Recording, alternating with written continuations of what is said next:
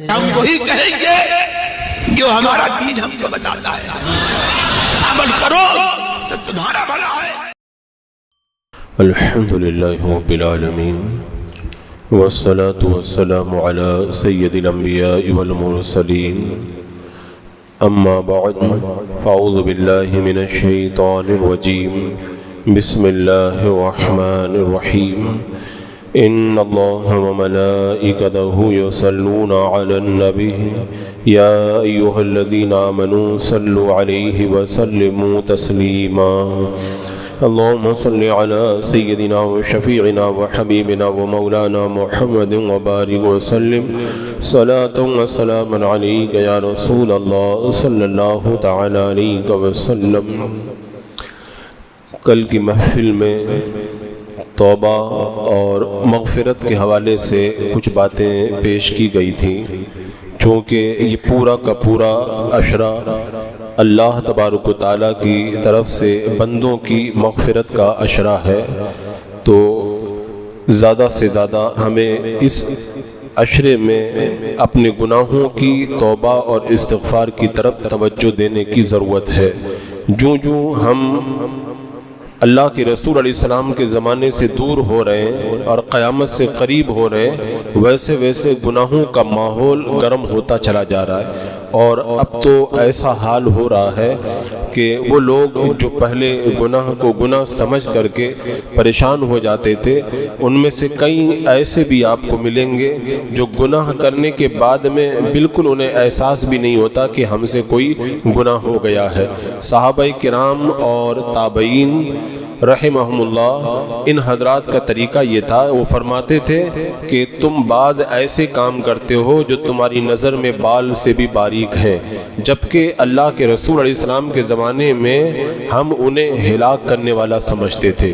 یعنی تم لوگ جو گناہ کرتے ہو سمجھتے ہو ہم نے چھوٹا سا گناہ کیا ہے، اور سرکار علیہ السلام کے دور میں ہم سے جب کوئی ایسا گناہ ہوتا تھا ہم سمجھتے تھے یہ گناہ ہمیں برباد کرنے والا ہے۔ اور صحابہ کرام کی مراد کیا تھی؟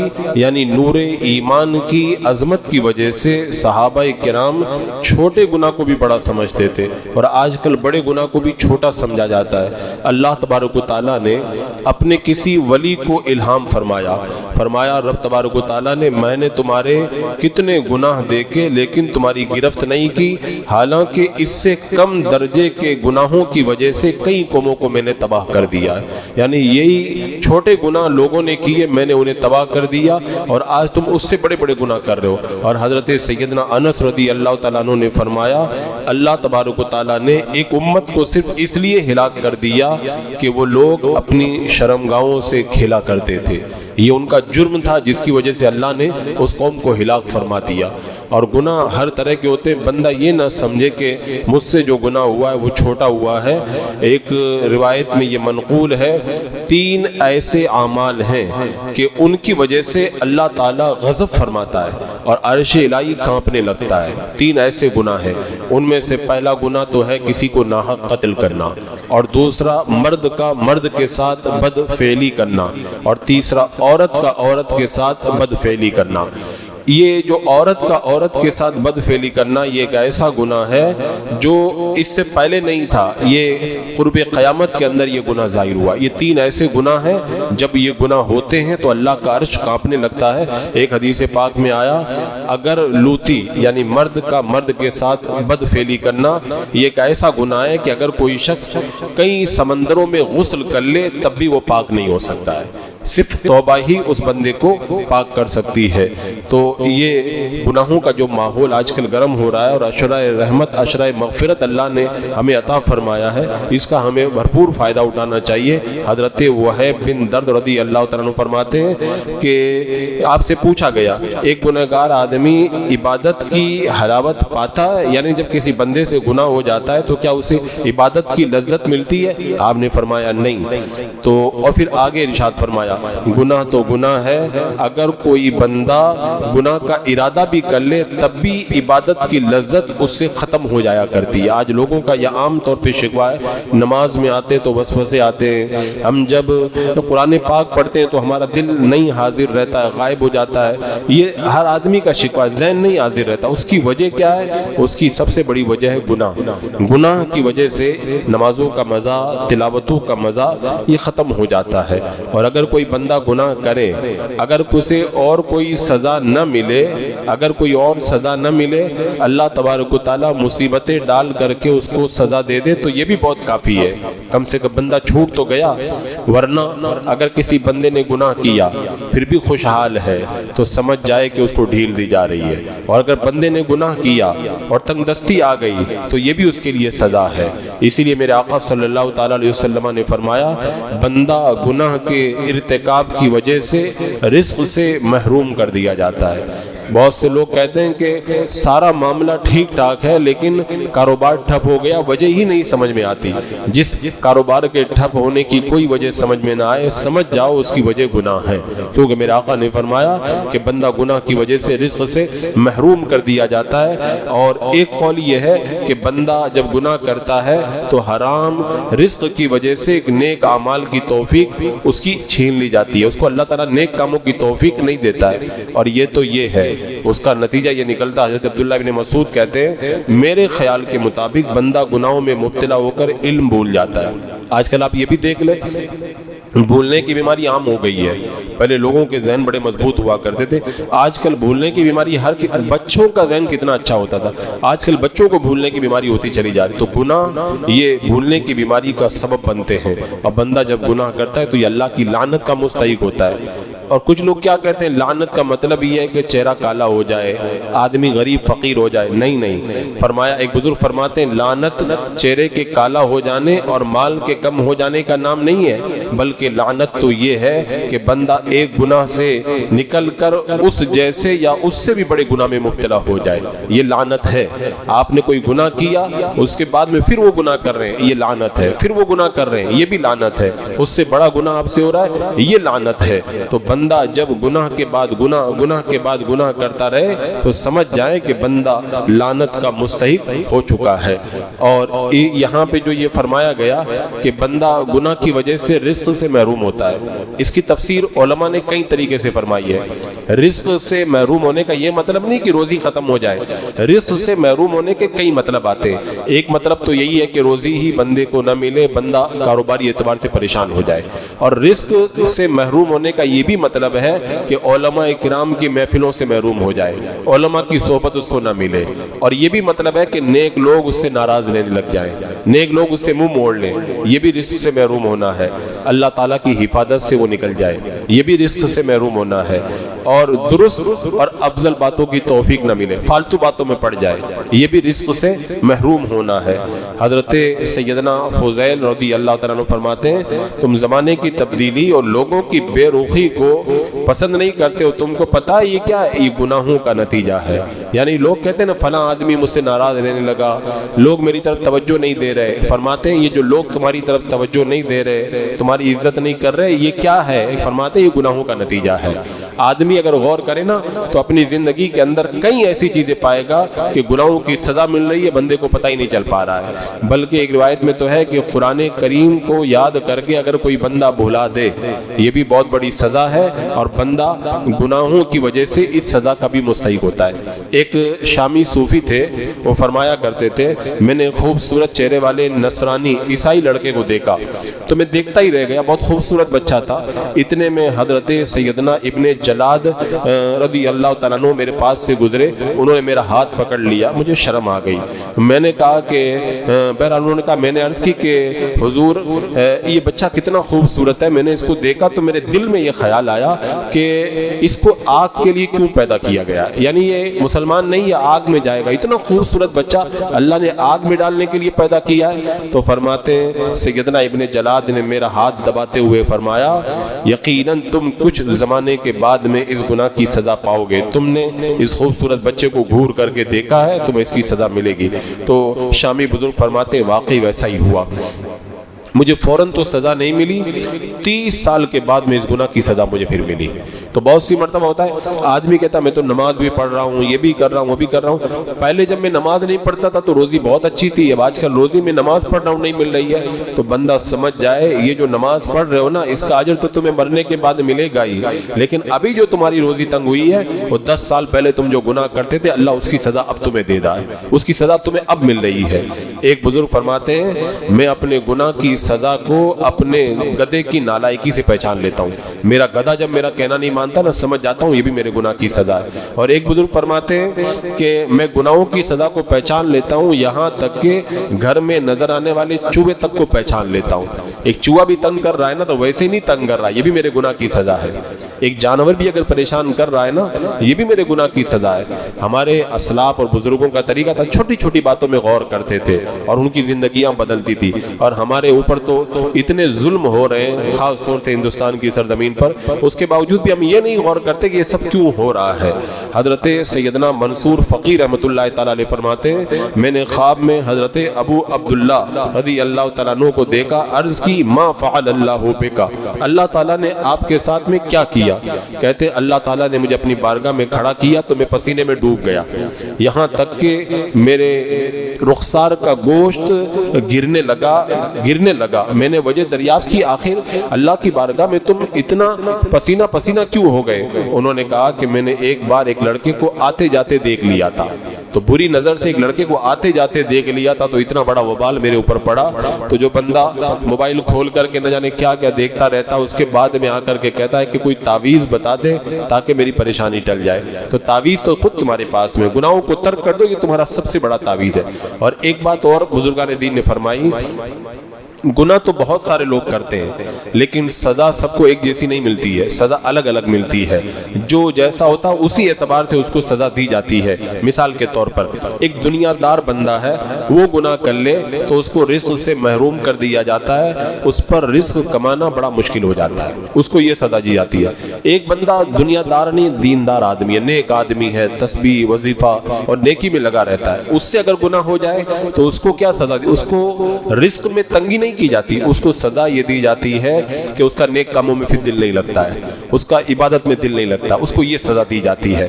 حضرت ابو سلیمان دارانی رحمۃ اللہ تعالی علیہ فرماتے ہیں احتلام بھی ایک سزا ہے، رات میں سونے میں جو نہانے کی حاجت ہو جائے، نائٹ فال ہو جائے، فرماتے ہیں یہ بھی ایک سزا ہے، تو کچھ لوگوں کو یہ سزا دی جاتی ہے۔ فرماتے ہیں اگر کسی بندے کی جماعت کے ساتھ نماز چھوڑ جائے تو یہ بھی کسی گناہ ہی کی سزا ہوا کرتی ہے، یہ بھی کسی گناہ کی سزا ہوا کرتی ہے۔ اسی طرح ایک روایت میں یہاں تک آیا تم اپنے زمانے کی جس چیز کو ناپسند کرتے ہو اس کی وجہ تمہارے اعمال کی تبدیلی ہے، یعنی تم دیکھتے ہو اپنے آس پاس میں یہ غلط ہو رہا ہے وہ غلط ہو رہا ہے، تو تمہارے آمنے سامنے جو بھی غلط ہو رہا ہے نا سمجھ جاؤ کہ یہ برے اعمال کا نتیجہ نگاہوں کے سامنے آ رہا ہے۔ اور ایک روایت میں اللہ تعالیٰ نے ارشاد فرمایا میرا بندہ جب میری عبادت کے بجائے اپنی خواہشات کو پورا کرنے لگ جاتا ہے تو اس کے ساتھ میں سب سے کم یہ سلوک کرتا ہوں، کم سے کم یہ سلوک کرتا ہوں کہ اس کی جو عبادت کی لذت ہے اس سے اس کو محروم کر دیتا ہوں۔ اب عام طور پر لوگ اس کو بہت معمولی سمجھتے ہیں، یہ کتنا بڑا وبال ہے کہ بندے کا نیکی میں دل لگنا ہی بند ہو جاتا ہے، یہ کم سے کم سزا ہے، تو اب بڑی سزا کتنی بڑی ہوگی اس کا کوئی بندہ کیا اندازہ کر سکتا ہے۔ حضرت ابو عمر علوان رحمۃ اللہ تعالی علیہ فرماتے ہیں ایک دن میں نماز پڑھ رہا تھا، نماز پڑھتے پڑھتے میرے دل میں کوئی نفسانی خواہش پیدا ہو گئی، اور شیطان بہکاتا ہے نماز میں، تو نفسانی خواہش جب پیدا ہوئی تو میں اس کے بارے میں سوچنے لگ گیا، کافی دیر ہو گئی یہاں تک کہ میں شہوت میں مبتلا ہو گیا۔ اب جب یہ گناہ نماز کی حالت میں شیطان نے ان سے کروایا کہ بری خواہش دل میں پیدا ہو گئی تو کہتے ہیں فوراً میں زمین پر گر پڑا۔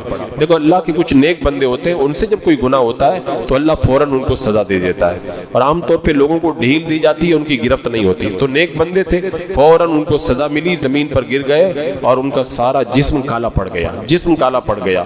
اب 3 دن تک وہ گھر کے اندر چھپے رہے، باہر نہیں نکلے، غسل خانے میں جاتے، صابن لگاتے، لگاتے, اچھے سے اچھا صابن لگاتے, لیکن سیاہی کمی نہیں ہوتی تھی, بڑھتی چلی جاتی تھی. 3 دن کے بعد میں وہ سیاہی ختم ہو گئی اور جسم پہلے کی طرح صحیح ہو گیا. اب اس کے بعد میں ان کے دل میں خیال آیا کہ پیر و مرشد حضرت جنید بغدادی کی بارگاہ میں جانا چاہیے. کہتے ہیں کہ میں رقہ شہر کی طرف روانہ ہو گیا, حضرت جنید بغدادی کی بارگاہ میں پہنچا. حضرت جنید نے مجھ کو دیکھتے ہی کہا, کیا تمہیں اللہ سے شرم نہیں آئی؟ اس کی بارگاہ میں کھڑے ہو کر نفسانی خواہش کے اندر مشغول ہو گئے, یہاں تک کہ وہ تم پر غالب آ گئی اور اس نے, اللہ نے تمہیں اپنی رحمت سے باہر نکال دیا. اگر میں تیرے لیے دعا نہ کرتا, تیرے لیے مغفرت نہ کرتا, تو تم اسی رنگ کے ساتھ دنیا سے چلے جاتے. تو حضرت جنید بغدادی نے دعا کی. ایک بزرگ فرماتے ہیں کہ یہ جو ان کا معاملہ پیش آیا ہے نا, یہ تو اللہ کا کرم ہے کہ وہ سیاہی ان کے دل پہ نہیں آئی, جسم پہ آ گئی. اور ہر کوئی جو مرید ہوتا ہے وہ ان کی طرح نہیں ہوتا, اور ہر کوئی پیر جنید بغدادی کی طرح نہیں ہوتا ہے. وہ تو اللہ کے نیک بندے, تو ان کا کام ہو گیا. ورنہ ہم جو گناہ کرتے ہیں, جسم تو کالا نہیں پڑتا ہے, وہ دل کالا ہوتا چلا جاتا ہے, اور اس کے بعد میں پھر نیکیوں کا مزہ ختم ہوتا چلا جاتا ہے. تو میں نے بتایا تھا ابھی کہ گناہوں کی سزا الگ الگ ہوتی ہے. کسی کو سزا یہ دی جاتی ہے کہ بیماری میں مبتلا کر دیا جاتا ہے, کسی کو سزا یہ دی جاتی ہے اہل و عیال کی تکلیف دے دی جاتی ہے, کسی کو سزا یہ دی جاتی ہے لوگوں کی نظروں میں ذلیل ہو کر رہ جاتا ہے, اور کسی کی سزا دنیا میں نہیں دی جاتی, آخرت کے اوپر ڈال دی جاتی ہے. اور بزرگان دین فرماتے ہیں دنیا میں اگر سزا دے دی جائے تو پھر بھی غنیمت ہے, بندہ چھوٹ جائے گا, لیکن جو سزا آخرت میں ملے گی وہ بڑی سخت ہے. اور کبھی کبھی گناہوں کی وجہ سے سزا یہ ملتی ہے کہ دنیا کے فوت ہونے کا غم اور اس کی ہرس میں مبتلا کر, یعنی لالچ پیدا ہو جاتا ہے. بندہ کماتا ہے پھر بھی پریشان, کماتا ہے پھر بھی پریشان, یہ بھی گناہوں کی سزا ہے. تو صوفیاء کرام نے فرمایا کہ اللہ تبارک و تعالی مختلف طریقے سے بندوں کو گناہوں کی سزا عطا فرماتا ہے. حضرت سیدہ عائشہ رضی اللہ تعالیٰ عنہ فرماتی ہے, جب بندے کے گناہ زیادہ ہو جائیں اور اس کے اعمال ایسے نہیں ہوں جو گناہوں کا کفارہ بن سکیں, تو اللہ تعالیٰ بندے کو پریشانیوں میں مبتلا کر دیتا ہے تاکہ اس کی پریشانیاں اس کے گناہوں کا کفارہ بن جاتی ہے. اسی لیے بزرگان دین فرماتے ہیں کبھی کبھی بندے کو ٹینشن ہو جاتا ہے, لیکن پتہ نہیں چلتا ہے کہ یہ ٹینشن ہے کیا. کبھی تو معلوم ہوتا ہے کہ یہ فکر ہے, یہ فکر ہے. کبھی کبھی دل اداس ہو جاتا ہے, دماغ پریشان ہو جاتا ہے, اور پتہ نہیں چلتا ہے کہ غم کیا ہے, فکر کیا ہے. تو فرماتے ہیں اس کی وجہ یہ ہے کہ بندہ جب گناہ کرتا ہے اور عقل قیامت کے بارے میں جب غور کرتی ہے تو وہ رنج میں مبتلا ہو جاتی ہے. ایسے موقع پر بندہ غمگین تو ہوتا ہے لیکن اسے پتہ نہیں چلتا کہ غم کیا ہے. تو یہ غم کیا ہوتا ہے؟ یہ گناہوں کا غم ہوا کرتا ہے, گناہوں کا جو دل کے اندر جا کر کے بیٹھ جایا کرتا ہے. اور ہمارے بزرگان دین سے یہ مسئلہ یہ مروی ہے کہ جو بندہ گناہ کرتا ہے تو وہاں کی زمین اللہ تبارک و تعالیٰ سے اذن طلب کرتی ہے کہ اے اللہ اس کو زمین میں دھسا دے. اسی طرح آسمان اللہ تبارک و تعالیٰ کی بارگاہ میں عرض کرتا ہے کہ اے اللہ عذاب بن کر کے اس کے اوپر مجھ کو گرا دے. تو اللہ تعالیٰ آسمان اور زمین سے فرماتا میرے بندے سے دور ہو جاؤ. یعنی زمین کہتی ہے اللہ اس کو دھسا دے, آسمان کہتا ہے اللہ اس کے اوپر اس کو میرے نیچے دبا دے, لیکن اللہ تعالیٰ کہتا ہے یہ میری بارگاہ میں اگر حاضر ہو کر توبہ کر لے گا تو میں اس کو معاف کر دوں گا. اور ایک روایت میں نے بیان کی تھی کہ سمندر بھی کہتا ہے اے اللہ مجھے اجازت دے دے کہ اس کو میں ڈبو کر کے رکھ دوں. اللہ تعالیٰ روک کر کے رکھتا ہے. اور صوفیہ فرماتے ہیں قرآن میں اللہ نے اس کو بیان کیا. اللہ تعالیٰ کیا فرماتا ہے؟ ان اللہ یمسک السماوات والارض ان تزولا, بے شک اللہ روکے ہوئے ہے آسمانوں اور زمین کو کہ حرکت نہ کرے, جنبش نہ کرے. اللہ نے روک کر کے رکھا ہے. اگر اللہ تعالیٰ آسمان اور زمین کو نہ روک کر کے رکھے تو گنہگار کو زمین اپنے اندر دھسا دے اور گنہگار کے اوپر آسمان ٹوٹ پڑے, لیکن اللہ تعالیٰ نے روک کر کے رکھا ہے, اس لیے بندے عذاب سے محفوظ ہو کر کے رہ جاتے ہیں. اب یہاں پر ایک سوال یہ ہے کہ اگر کوئی بندہ, اب چونکہ یہ رمضان کا یہ مغفرت کا عشرہ چل رہا ہے, کوئی اگر توبہ کر کے نیک بننا چاہتا ہے تو کیسے توبہ کرے, کس طریقے سے توبہ کرے؟ تو فرمایا گیا کہ گناہ سے توبہ کے بعد جو اعمال کیے جاتے ہیں وہ 8 اعمال ہیں. 4 ظاہری اعضاء سے کیے جاتے ہیں اور 4 کا تعلق باطن سے ہے. ظاہری طور پر جو توبہ کرے تو 4 کام کرنا چاہیے. پہلا کام بندہ 2 رکعت نماز نفل پڑھے. پھر دوسرا کام 70 مرتبہ استغفر اللہ ربی من کل ذنب واتوب الیہ پڑھے. اور پھر 100 مرتبہ سبحان اللہ العظیم وبحمدہ سبحان اللہ العظیم وبحمدہ یہ 100 مرتبہ پڑھے. اس کے بعد تیسرا کام یہ کرے کہ کچھ غریبوں کو اللہ کی راہ کے اندر صدقہ دے دے. پھر چوتھا کام یہ کرے کہ 1 دن کا روزہ رکھے. یہ 4 کام کرے کیونکہ گناہ سے ہم نے اللہ کو ناراض کیا ہے, تو اللہ کو راضی کرنے کے لیے ان 4 کاموں کو بندہ کرے. 2 رکعت نماز پڑھے, 70 مرتبہ استغفار, 100 مرتبہ یہ تسبیح اور صدقہ اور 1 دن کا روزہ. یہ 4 کام کر لے. اس کے بعد میں 4 کام باطنی طور پر کرے. کیا؟ پہلا کام گناہ سے توبہ کا پختہ ارادہ کر لے کہ اب گناہ کی جڑ کو اکاڑ پھینکوں گا میں. دوسرا کام اس پر سزا سے ڈرتا رہے. اور تیسرا کام اللہ کی مغفرت کی امید رکھے. اور چوتھا کام اللہ تعالیٰ سے حسن ظن اور صدق یقین کے سبب اپنے گناہ کے کفارے کی امید رکھے. یعنی دل کے اندر مطمئن رہے کہ میں اللہ میری توبہ قبول کرے گا, میرے گناہوں کو معاف کرے گا. یہ بندہ جب 8 کام کر لے اور پھر اس کے بعد میں اللہ کی بارگاہ میں توبہ کرتا ہے تو پھر اللہ تبارک و تعالیٰ اس کے لیے نیکی کی راہوں کو اجاگر فرما دیتا ہے. ایک روایت میں ہے بندہ جب گناہ کرتا ہے تو دائیں جانے والا فرشتہ جو بائیں جانے والے فرشتے کا نگراں بھی ہے وہ اسے کہتا ہے کہ 6 گھڑی تک اس بندے کا گناہ لکھنے سے قلم کو روک کے رکھو. یعنی جو بائیں والا ہے لیفٹ والا وہ گناہ لکھتا ہے تو رائٹ والا کہتا ہے کہ ابھی رک جاؤ, 6 گھڑی تک اس کا گناہ مت لکھنا. اگر بندہ توبہ استغفار کر لے تو فرشتہ گناہ نہیں لکھتا. 6 گھڑی گزر جاتی ہے اب بھی بندہ توبہ نہیں کیا تو اب اس کے بعد میں فرشتہ لیفٹ والا بائیں والا فرشتہ اس گناہ کو لکھ لیتا. کتنی مہلت ہم کو دی جاتی ہے, اتنا موقع دیا جاتا ہے 6 ساعتوں تک ابھی توبہ کرے گا ابھی توبہ کرے گا. اور آگے کی بات شیخ ابو طالب مکی فرماتے ہیں کہ میں نے بہت ساری کتابوں میں جو پڑھا اس کا خلاصہ میں آپ کو بتاتا ہوں. روزانہ جب صبح ہوتی ہے اور جب رات کو سورج غروب ہوتا ہے تو 2 فرشتے آپس میں 4 آوازیں دیتے ہیں. 4 آواز دیتے ہیں. پہلی آواز کیا دیتے ہیں؟ ایک دوسرے سے کیا کہتے ہیں فرشتے؟ ایک دوسرے سے کہتے ہیں کاش یہ مخلوق پیدا نہ کی جاتی.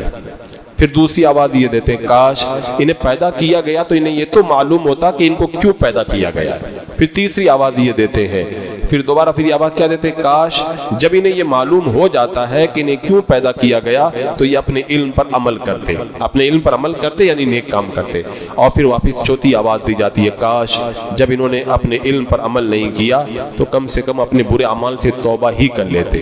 اب بندہ اگر 4 کام کچھ بھی نہ کرے تو پھر آپ سمجھ جائیں کہ وہ کیسی تباہی اور بربادی کے اندر مبتلا ہونے والا بندہ ہے. تو یہ ماہ رمضان المبارک کا عشرہ ہمیں زیادہ سے زیادہ نیکیوں کے اندر بسر کر کے اپنے مولا کو راضی کرنے کا ایک اچھا موقع فراہم کیا گیا ہے. تو ہمیں اس عشرے کا بھرپور فائدہ اٹھانا چاہیے. پورا رمضان تو رحمت برس ہی رہی ہے, مغفرت کی بارشیں ہو رہی ہیں. اس عشرے میں کتنے لاکھوں لاکھ گنہگار بخشے جائیں گے. اگر ہم لوگ بھی لگ جائیں آج سے کوشش میں, ہو سکتا ہے ان بخشے ہوئے لوگوں میں ہمارا بھی شمار ہو جائے. آج ہمیں یہ چیز تھوڑی ہلکی نظر آتی ہے لیکن مرنے کے بعد اس چیز کا احساس ہوگا کہ موقع ملا تھا. آپ یہ سوچ لیں جو بندے قبر میں ان سے کوئی کہہ دے کہ جاؤ اللہ کی بارگاہ میں معافی طلب کر لو اللہ تم کو معاف کر دے گا تو ان کی تو عید ہو جائے. لیکن اب مرنے کے بعد تو دوبارہ دنیا میں بندے کو بھیجا نہیں جاتا ہے. اللہ نے ہم کو دنیا میں باقی رکھا, ہمارے پاس موقع ہے. ہمیں اس پورے 10 دن کا بھرپور فائدہ اٹھانا چاہیے. بسم اللہ الرحمن الرحیم. اللهم صل على سيدنا مولانا محمد معدن الجود والكرم وآله الكرام وابنه الكريم وبارك وسلم. یا اللہ یا رحمان یا رحیم العالمین, اپنے مہمان بارگاہ کے صدقے میں اعمال صالحہ کی توفیق عطا فرما, ہر گناہ ہر برائی سے محفوظ و معمون فرما. اے اللہ اس مقدس عشرے کے صدقے میں مولا ہم سب کے صغیرہ کبیرہ چھپے ظاہر قصداً عمداً سہواً خطاً ظاہری باطنی ہر طرح کے گناہوں کو معاف فرما دے. ایمان پہ زندگی ایمانی پر خاتمہ نصیب فرما. ربنا تقبل منا انك انت السميع العليم وتب علينا انك انت التواب الرحيم. ان الله وملائكته يصلون على النبي يا ايها الذين امنوا صلوا عليه وسلموا تسليما. اللهم صل على سيدنا وشفيعنا وحبيبنا ومولانا محمد وبارك وسلم صلاة وسلام عليك يا رسول الله. سبحان ربك رب العزة عما يصفون وسلام على المرسلين والحمد لله.